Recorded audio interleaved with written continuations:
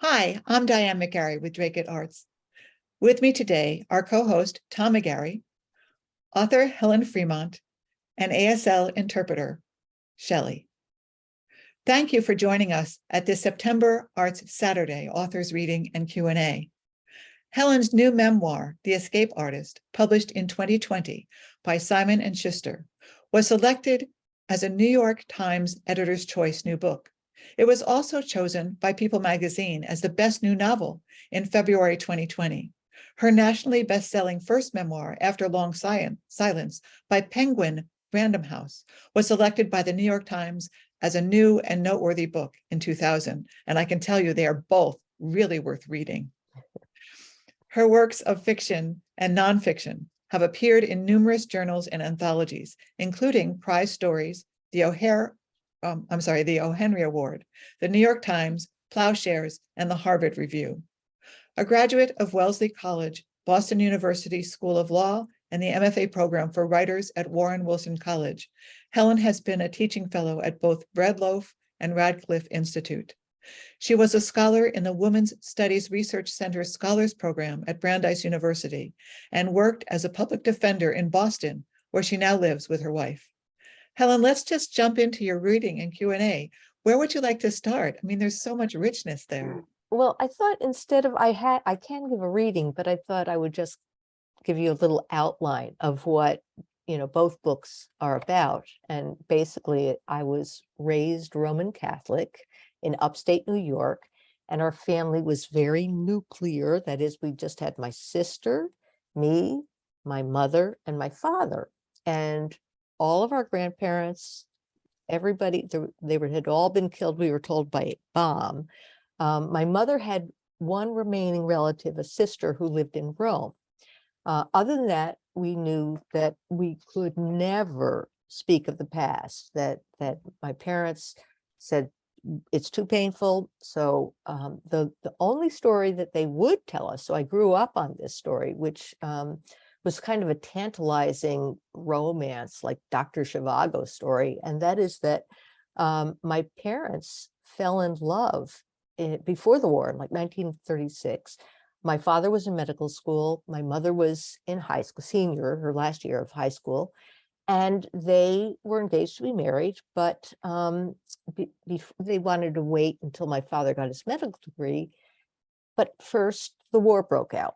And within a few months, the Russians took over. This was in the city of Lvov. And within 2 months or 3 months, my father was deported by basically what was then the KGB and incarcerated and sent off to Siberia, to the gulags, as a socially dangerous element. And he ended up with a 10-year sentence. And basically, I think they wanted a doctor, but and he was never heard from again. In the meantime, back in Lvov, the Russians were pushed out by the Germans. The Germans came over, and my mother escaped the Nazis by dressing as an Italian soldier, cut her hair short, and marched out of Poland with the Italian army.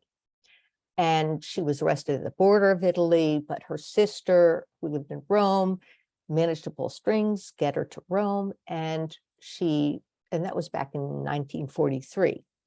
So from the time my father left, 6 years go by, no one's heard from him, and he managed to escape from Siberia, from above the Arctic Circle, and he was able to basically walk across Europe by night as a fugitive. And he found my mother in Rome, and they were married 10 years to the date since they first met. So that was a pretty cool story that my sister and I grew up with. And we never dared ask anything further. So as it happens, 30 years later, my sister was in a child psychiatry fellowship, and they had to come up with a family tree, each of the fellows. So my sister, we never even asked the names of our grandparents. We didn't know. I mean, it was really verboten. So, but my sister went home to sit down with my parents and ask for the names of our grandparents, where they were born and raised, and basically what year. And her colleagues told her, oh, if you're Catholic, there are probably a bunch of, Catholics could have survived and be still in Poland that your parents don't even know about. You should send out and find out, send to the Red Cross, send to the Mormons in Salt Lake City, because they have a very good genealogical records. And also this place that we'd never heard of, which is Yad Vashem in Israel.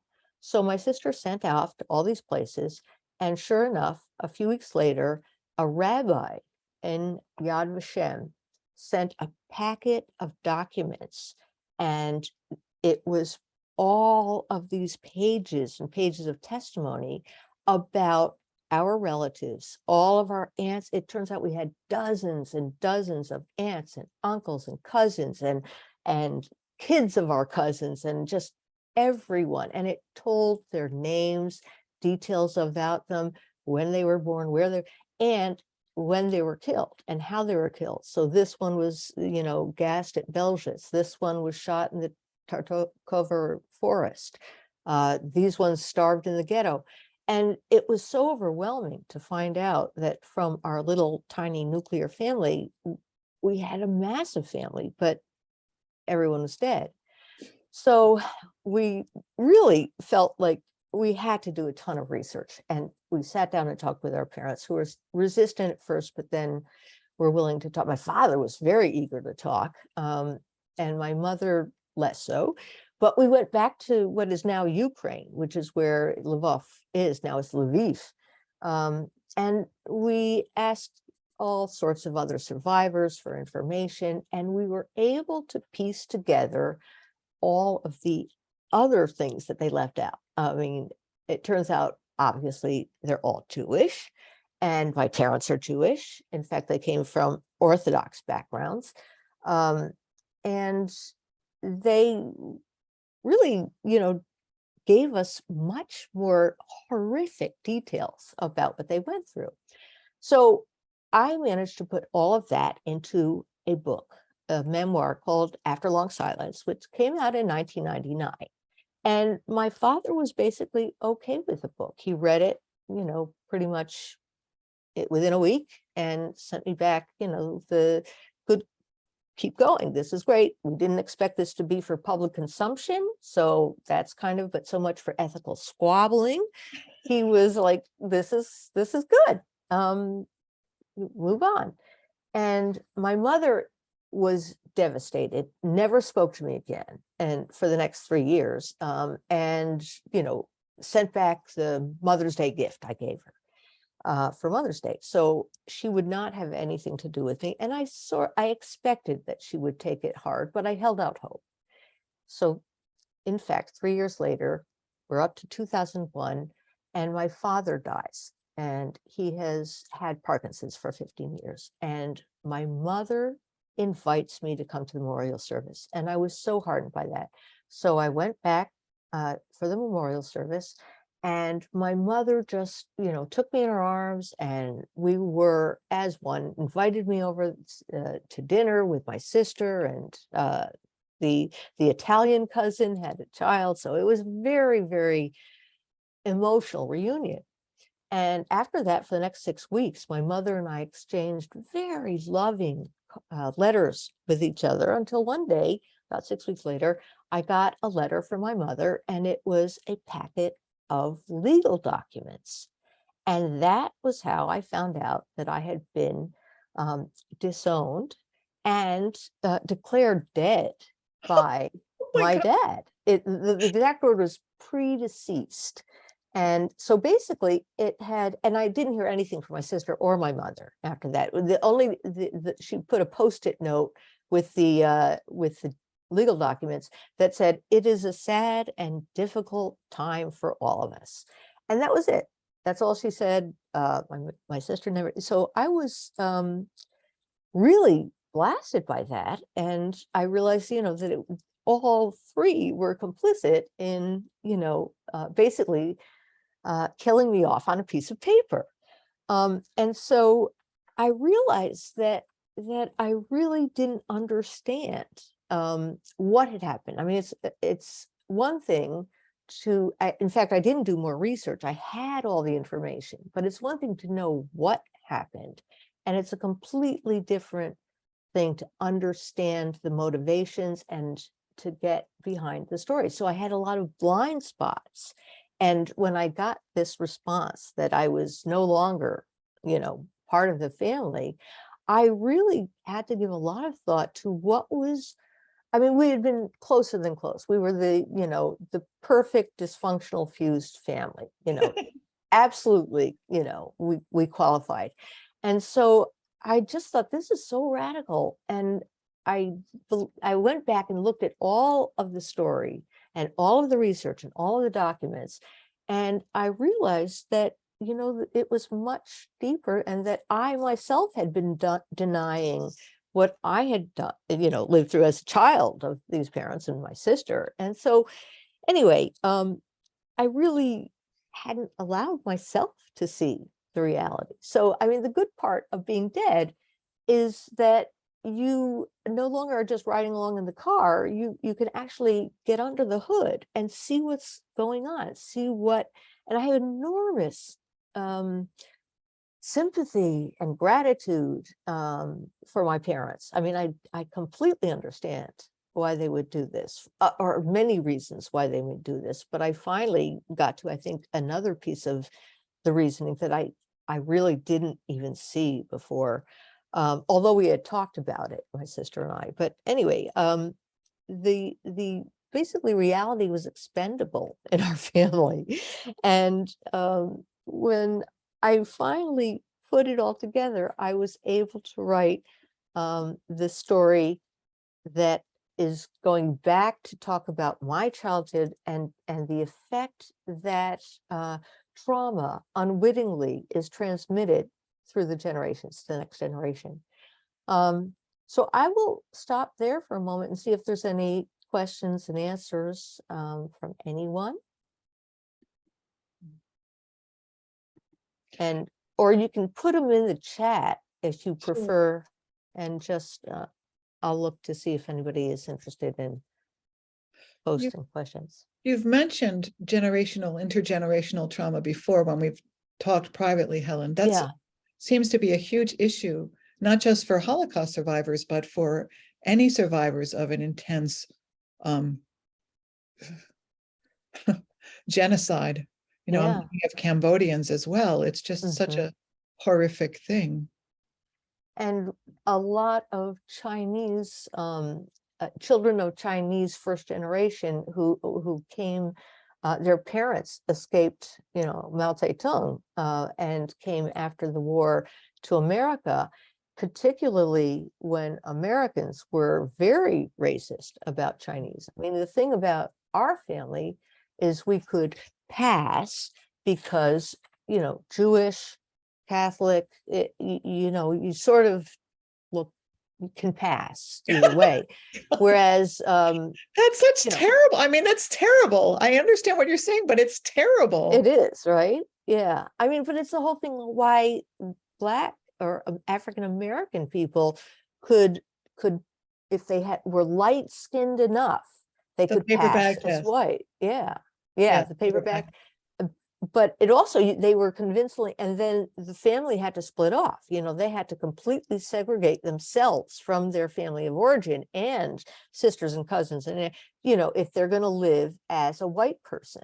And there was a lot of resentment about that. And in fact, I later found out that there were a ton of other relatives here in the States, that in fact my mother's own cousin had come to the States, and I actually remembered him because they came to visit. He brought his daughter, who was 16. I was 4 years old, and I remembered him and asked about it. His name was Mendel Goldberg, and I asked my mother, when we found out we're Jewish, hey, because his name was on those pages of testimony, he actually was able to testify as to what had happened to many of the family, including my grandfather, whom he worked for, and he lived in the same household with my mother and her sister and mother and father. And so and unfortunately he was dead by the time my book came out in 1999.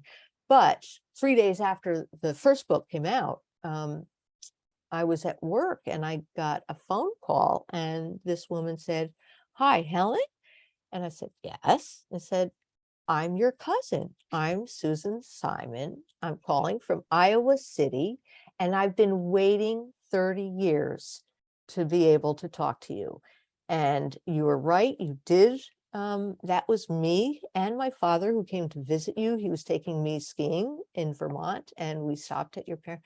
And she said, "That was the last time your mother allowed us to have anything to do with you or your sister." And they respected my mother's wishes. And my father was like, he saw no reason not to tell the story, but he basically went along with my mother. My mother was the one, and her sister were absolutely intent on keeping this secret. Although every time my aunt came to visit my parents, and she'd fly into New York City, and my parents would drive down to get her, and she came basically every summer after a Right. while. And Mendel, who lived in New York City, would come out to the airport and join them, and they'd all get together and have lunch or whatever. And that's our dog. And they would talk and talk. And I found pictures of my father at Mendel's son's bar mitzvah. I mean, well, my sister and I were blithely thinking, well, my father was going to a medical conference. In fact, he was getting together with our family, you know. Wow. And the only ones who didn't know about it were my sister and me, because So, they knew about us.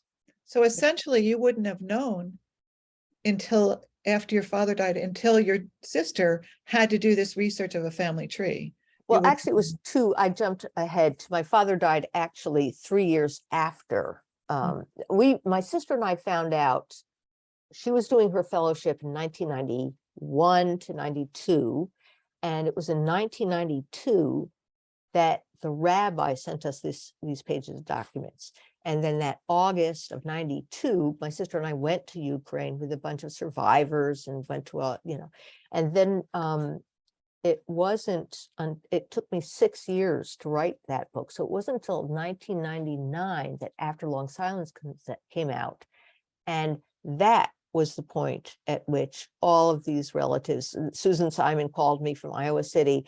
I had, my mother's first cousins, whom she was very close to, contacted me. I went to visit them in Canada, and they too had been sworn off.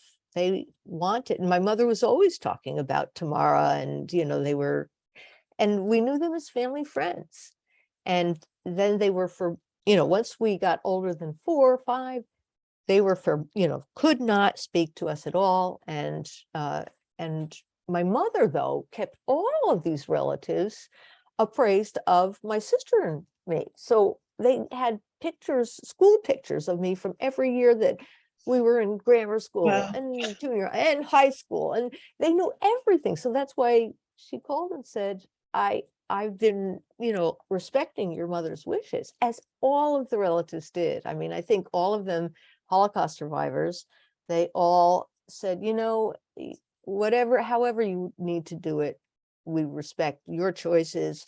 Although Mendel every year would keep telling and urging my mother to tell my sister and me. And he said, they will find out better from you than some other way. And anyway, that's. So do you understand? I mean, it almost sounds like from reading your book that you understand why she was keeping it silent, but you understand why she declared you dead. I understand the freedom that came from that, right? Because Yeah. there's no more threat. There's nothing she can threaten you with. She's already cut you out. You're gone. So right. I mean, but why would?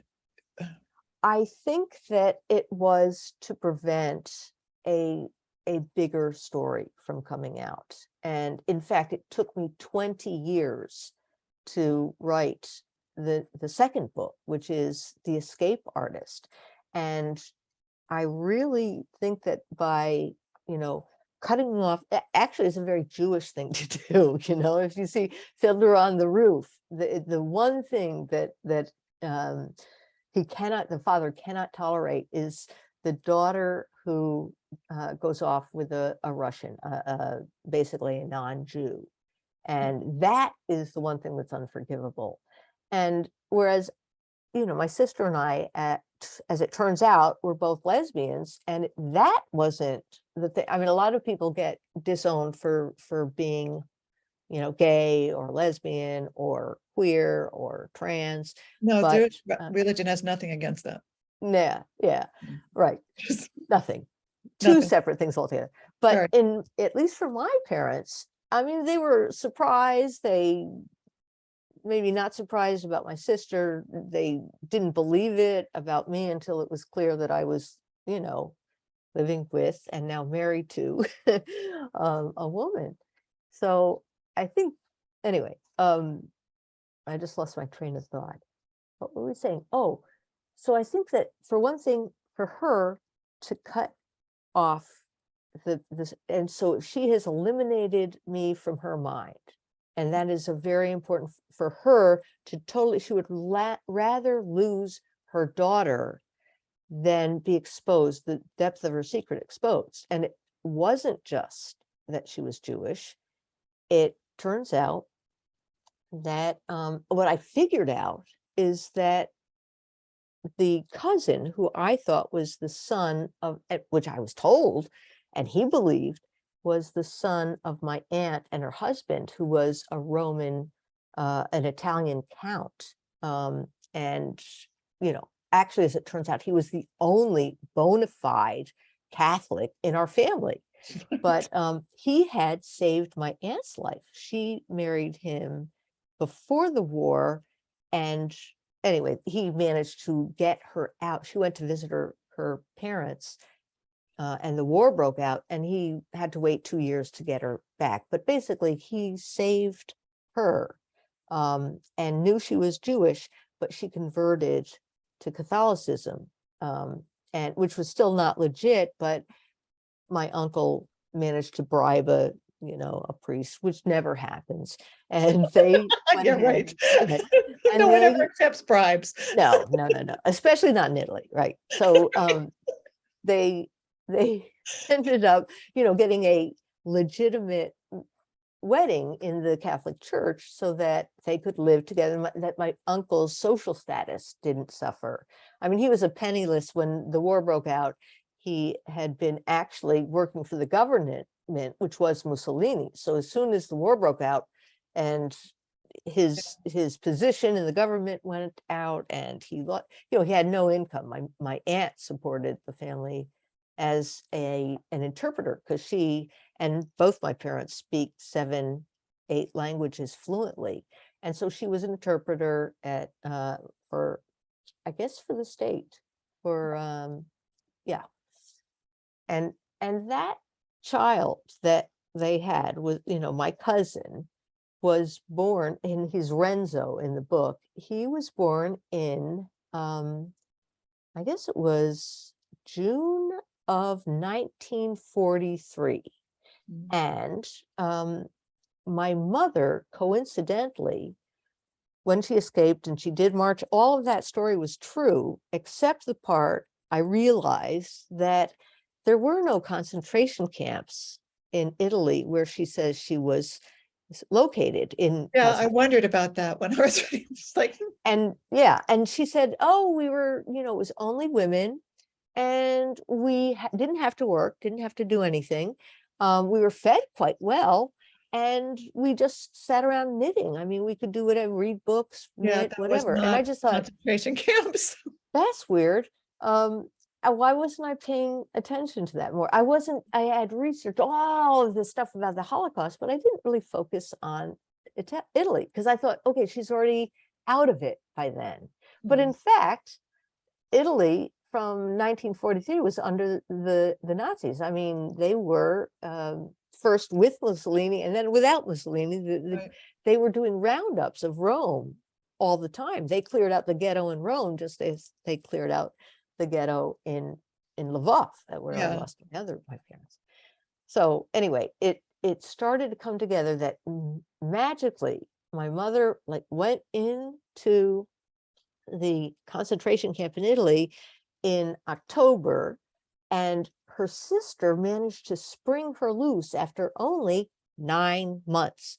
And how did she do this? Well, my mother tells me that my aunt was a great baker, which is true, and she would come and just butter up the warden of the camp, and he let her out in June, late June.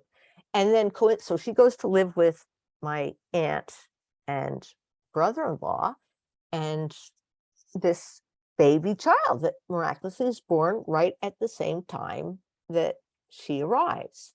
And so I figured out that my mother was pregnant when she came, and that was the cause for her escape. And she relied on an Italian officer to give her the Italian uniform and to provide her with a fake military ID. And so she was Giuseppe Rossi for purposes of this. And she was like, just pretended she had a, she did speak Italian, but with an accent. So she pretended she had a toothache and didn't speak with anyone else, of the other. But someone ratted them out.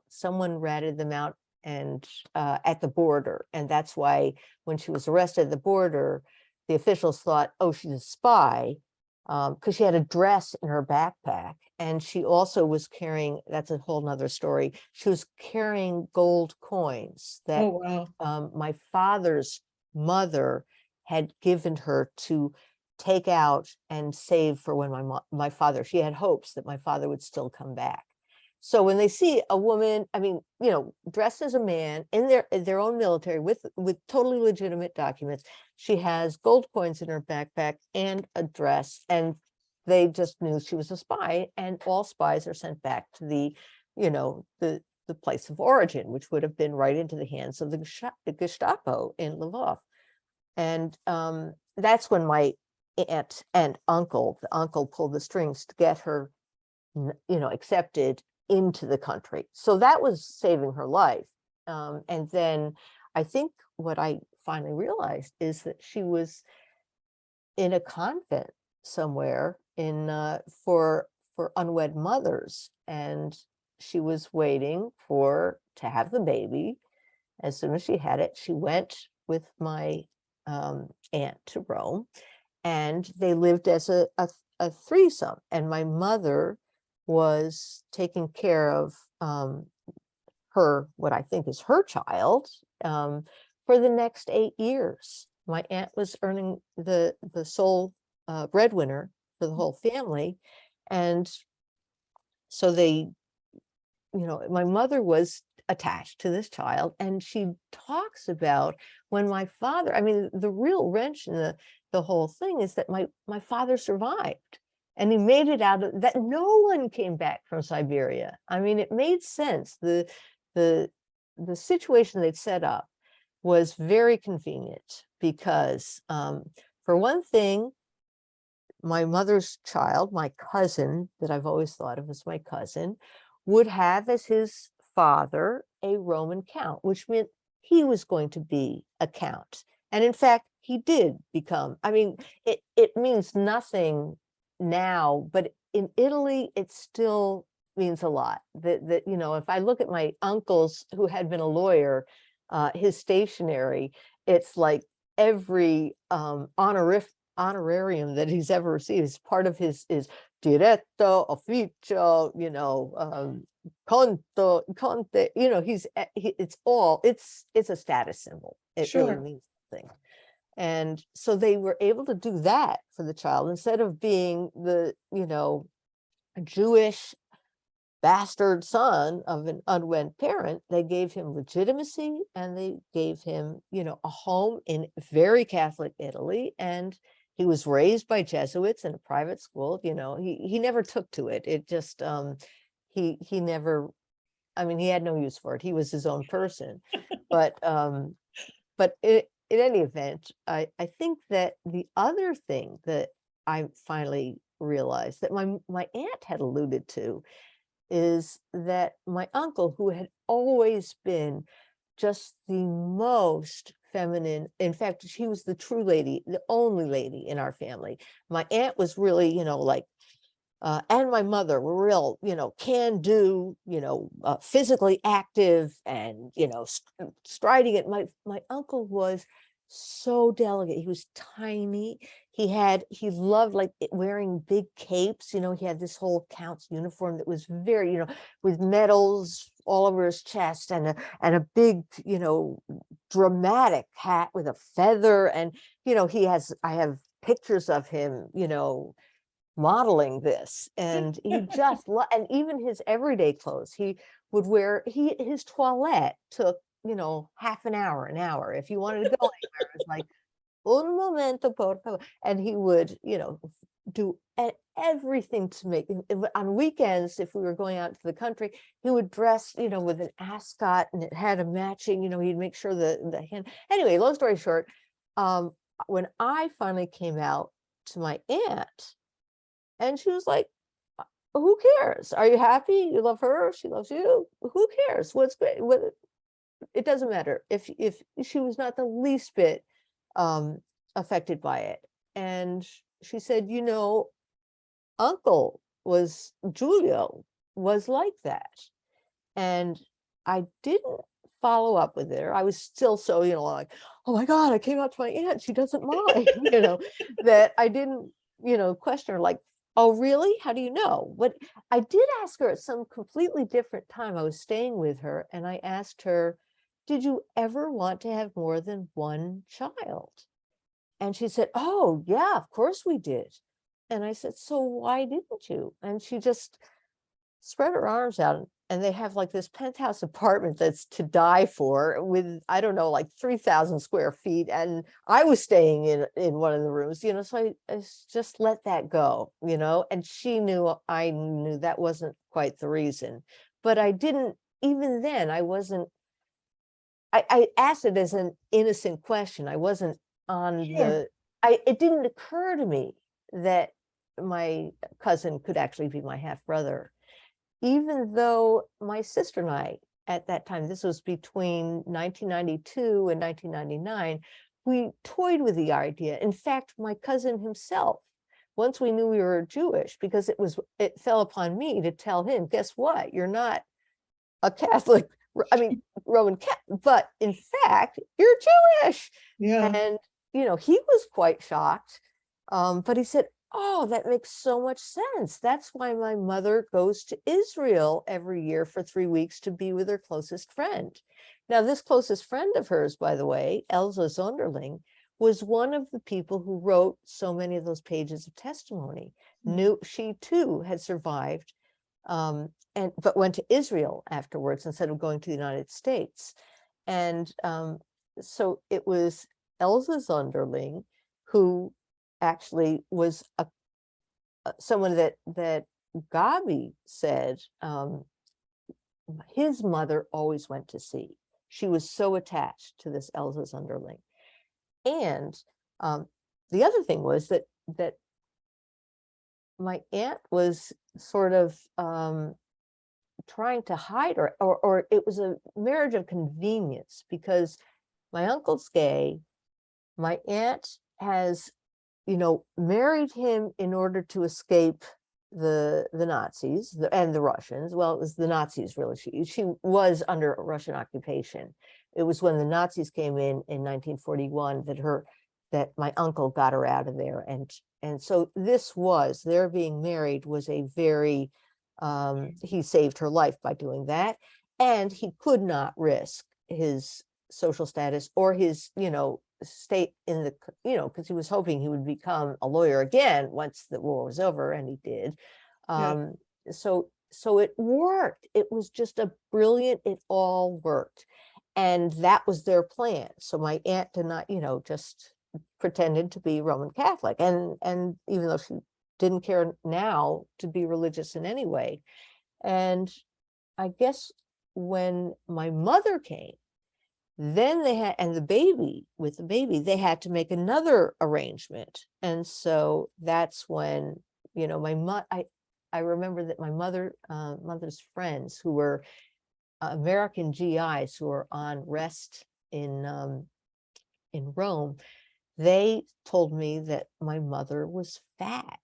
And this was in 1943. No one was fat. They were starving. They were selling their clothes to get food. They were, you know, taking apart their furniture.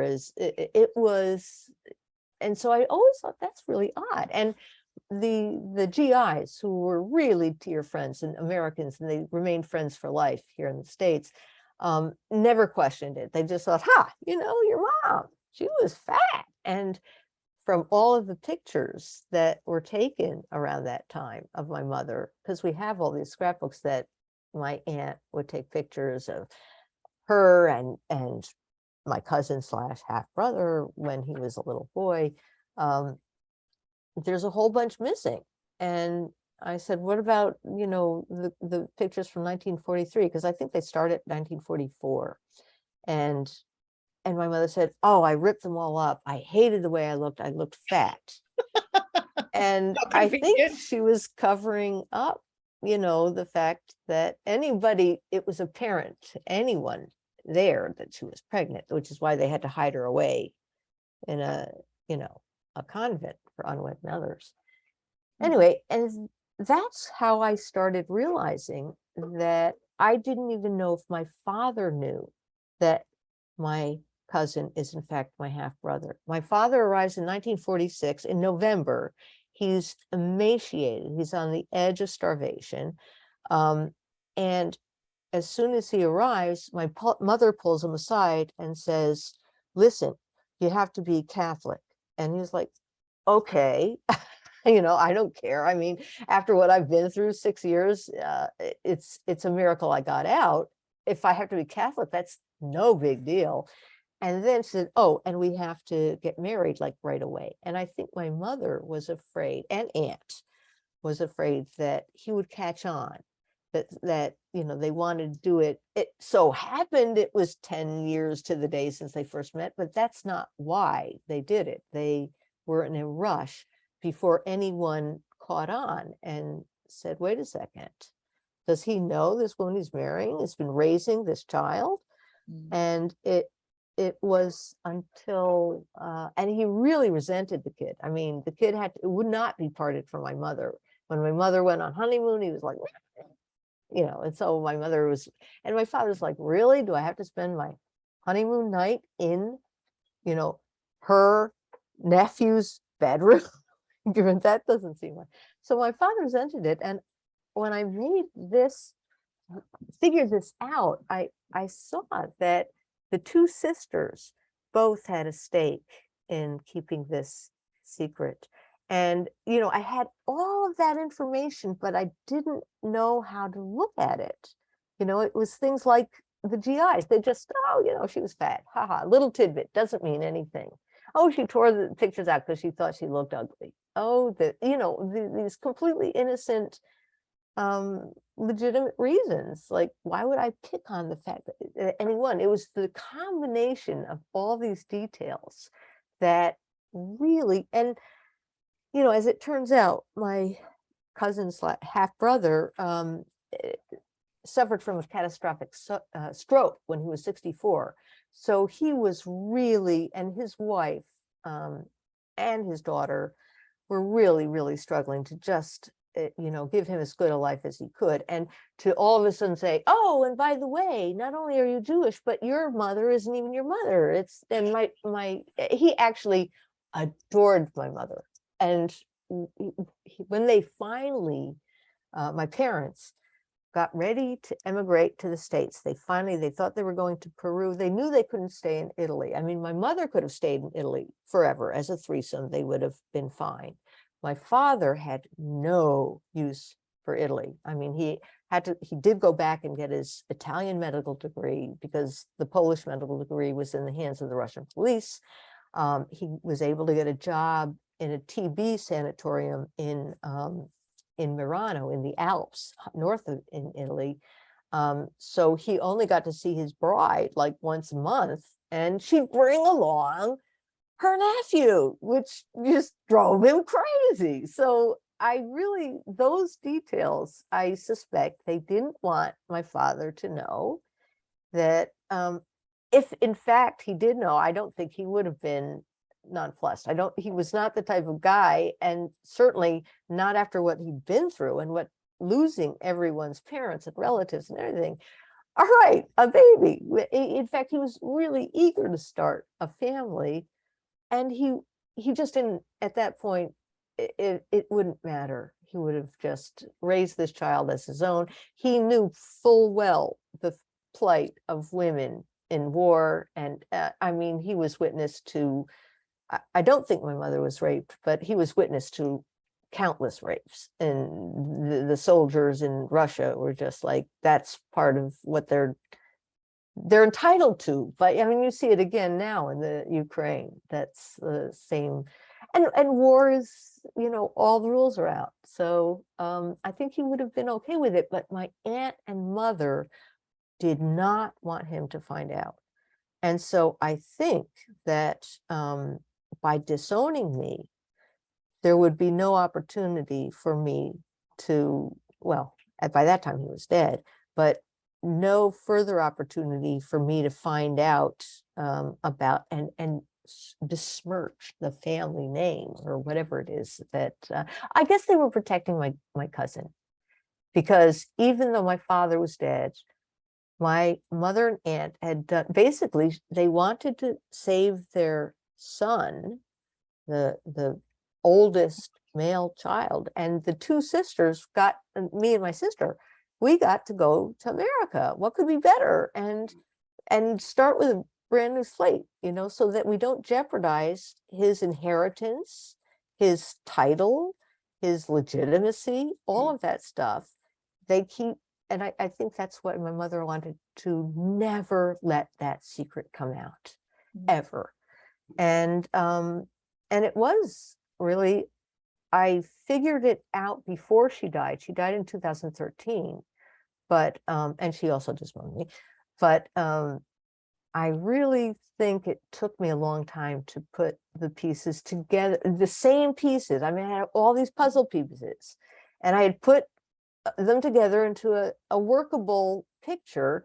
And there were a few missing pieces, but I had them. I just didn't know where they fit. And now to pull it all apart again and see and bring in those little things like, hey, I bet you're my brother. Yeah, I could be your half brother. Ha ha ha ha ha. Pass the wine. But you know, I mean, that's It's sort of not a how light thing to tell somebody. no, but he was, I mean, he too was surmising, if my mother and his mother could keep such a dramatic secret that they were Jewish, then who knows? The bets were off. Yeah, yeah. You know, and we did the math, you know, the October to, you know, we did all of this and thought, that is, and then I started researching after my first book came out and after I was disowned. So in the early 2000s, I think it was around 2006, I was doing a talk actually at a Hadassah, with a Hadassah group in Peabody, Massachusetts. And these women were still, were elderly, but they were survivors. I mean, they weren't so old that they were able to go to this event and speak openly. And they're the ones that say, he's your half brother. And I wasn't even on track with that. I was like, well, you know, we thought about that, but you know, what does it matter? Who cares? And then I thought, yeah, actually, that is a big piece. No, it's obvious. That's, you know, and of course you were disowned because this is, you know, for them, this was like a perfectly, you know, for them, the pieces all fell together. So, and I had But never they're also made used to that. walking that path, right? Right. So since they're survivors, they're used to walking that path. They've had to make similar choices or have had friends and intimates who have made similar choices. So it's really a no-brainer to them. But when you're coming in new and Right. you have that background, it's a whole different thing. That's very well put. Yeah, So, I think. so Helen, where are you thinking with your third book? Because you've Well, said all these things that actually would fall into another category. Are you looking towards doing a third book? Are you working on another? I'm really always happy writing. That's sort of one of my happier things to do. Exercise or rowing, or those are also good drugs. But so I think that writing is something I'll probably always do as long as I can. And I was putting together a bunch of short stories. I just thought I want to, after all this trauma and family, I just want to get away from it and write stories. So I started writing stories, but then, being as basically self-centered as I am, it turned out that I started towards a part of my life that I've never written about at all, not even in, short essays or anything. And it's about when I first came out as a lesbian, and then fell in love with a friend of, she was someone I had met in a writing program. And she, as it turned out, was married to a man who was a child survivor of the Oh, wow. Holocaust. He was born in 1941, and he had lost his whole family.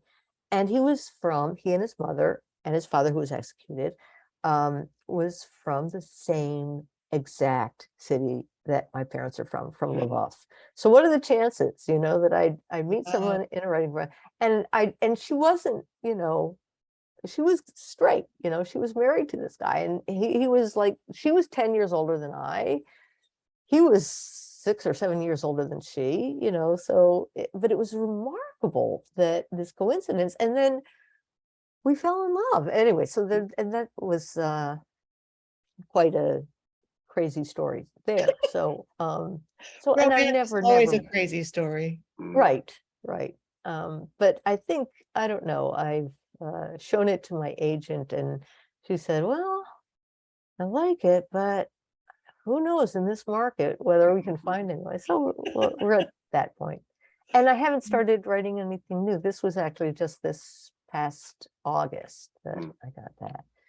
So time to write short stories again, which is exactly what I said after my first book. I said, phew, I got that out of my system. I am done.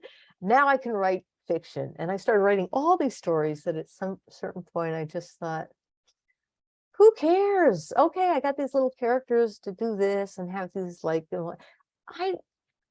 don't really care. And actually, now that I'm thinking of it, my whole childhood and all the trauma, which I haven't spoken of here yet, is that my sister and I mean, we were a supremely dysfunctional family. We were in going to family therapy at the Child Guidance Center when I was 8 years old. So my sister was Right, that's 11. a pretty remarkable age to start something Yeah. like that, especially for your generation. Right. And especially we were in upstate New York, and it was 1965. Right. They did People not didn't do know. that. No. And in fact, before writing the first book, so back in 1993 or so, my sister and I found the psychiatrist who had treated us, and she was retired. She was 75 years old now. She was retired, but still living there. And she invited us to come talk to her. And so we asked her, did you know that our parents were Jewish? And she said, no, I had no idea. She was not Jewish, by the way, but had no idea. And she said, but it seemed their attitudes towards raising children were so opposite that I assumed they came from they were of different religions, that there was a very, very fundamental, my father was all law and order. If they don't like it, close them in a room, let them starve to death, whatever. This is the law. You do what you do, If Sure. we are leaving on the ski trip at 8 a.m., if you're not in the car by then, you're not going to get to go skiing. That was my father. My mother's like, but almost to the opposite extreme, in which she really enabled some fairly psychotic behavior and violent behavior from that my sister was always, I was afraid of her as a child because I was sure she was going to try to kill me. And Oh my gosh. I was like, it sounds, melodramatic and over the top, but it actually, and it is a little bit, because I had in the book, The Escape Artist, when I think about it, it's like there were no broken bones. I was never taken to the emergency room. My mother was never taken. I mean, my sister hit my mother, and she would, oh, you poor thing, you poor thing. So I think it was, I don't know. I mean, I will never be able to solve that. But when we went to the psychiatrist who treated us then, we said, well, did you know anything about their past? That they survived the Holocaust. And obviously my parents had thick Eastern European accents, but and the psychiatrist said, no, it was 1965 here in America. Everyone just wanted to sweep that under the rug, the whole thing. We just wanted to pretend it never happened.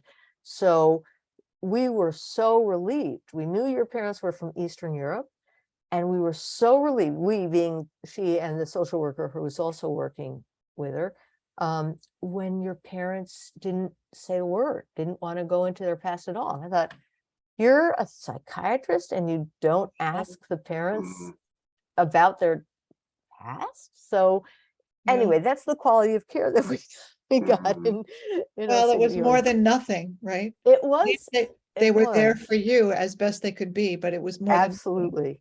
And your parents Absolutely. took you to the door. They couldn't take you through the door. They Right. couldn't go to the door, through the door with you, Yep. but they took you to the door so you could go That's through true. yourself. That's true. They just probably would have wanted me to go through the door after they died. Which is what you did. Well, no, my mother died at the age of 94 in 2013. My father died at the age of 86 in 2001. So, I pulled the plug in 1999 with my book. So, if I just waited another 14 years, and I think my sister was the one who was my cheerleader for the first book. She insisted that I write it and that I have a right to my own voice. If not for her support, I could never have gotten either the information, all the research, because it was terribly, terribly upsetting to find, to all of a sudden get this box of documents that's basically an explosion in your, and at some point I would say, you know what, I can't do this anymore. And my mother's denying it, and it's just too much. I don't care. I just don't want to disrupt the family. And then my sister would make all this encouragement, and then she would reach a point. We'd do more research, or we'd come from Ukraine, and she'd say, I can't do it anymore. And I'd say, well, I think, I'm going with what you said before. That is, we have a right to our own lives, and it shouldn't mean that we can't have both, that we have to lose our parents by actually having our own lives. And in fact, our parents were so, perhaps because my mother more than my father, because the minute you part from your family, that's death. That means they're dead.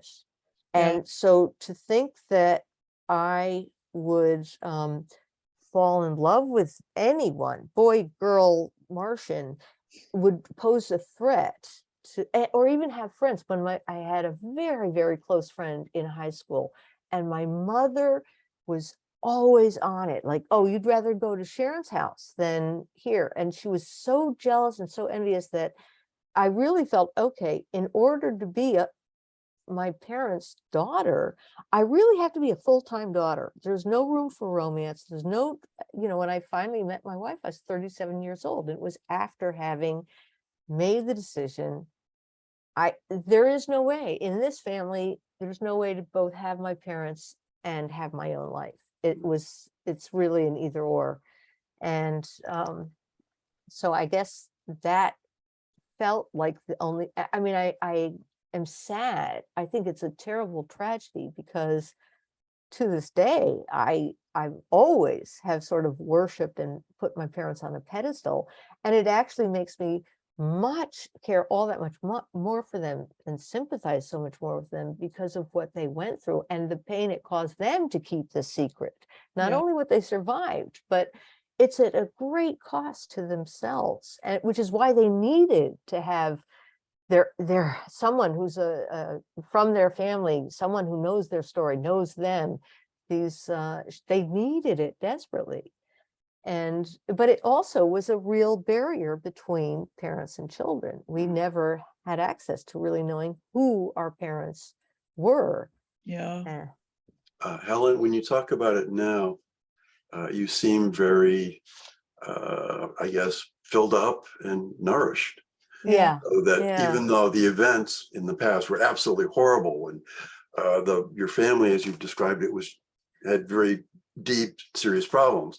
But now you seem, I'm not sure how to express it, you can probably say it better, like more complete or something. You know what's going on, what happened, where you come from, that kind of thing. Yeah, Yeah. I think it's what still makes me so sad is that I couldn't be able to reach this point of clarity about who I am, who my sister is, who my parents are. I love them all, but it wasn't possible, to stay connected. But I think given my options, I feel I don't regret it. A lot of people would ask, oh, do you wish you hadn't done this? And I'd say, I was suffocating. I couldn't live. I couldn't, Yeah, that makes So, complete sense.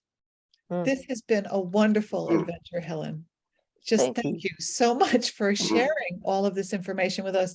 And please, I recommend buying Helen's books. They're at our shop, which is at bookshop.org/shop/Dracut Arts. And I'd like to thank our sponsors as well for making this program possible. Marianne Dornice Goldman, Lois Welber, Blue Setter Web Design, the Massachusetts Cultural Council grants as administered by the Billerica and Dracut Cultural Councils, Anonymous, Diane Song. Thank you so much. This has been really, really an incredible time. And thank you both, well, all three of you, to Diane, Shelley, and Tom. I just have great, first, it's a privilege to do this, and I have great admiration for all of you for the Dracut Arts program that you put on. Thank you. Thank you. And if anyone like to make a donation or be a sponsor or find out more about our Arts Saturday events, please go to dracutarts.com. Okay, I will. Thanks a lot. You're welcome. This is followed by our art gallery with Nancy Lassard Downing. And then at 4 o'clock will be the Flower Pistols, a really wonderful group. Thank you. Thanks.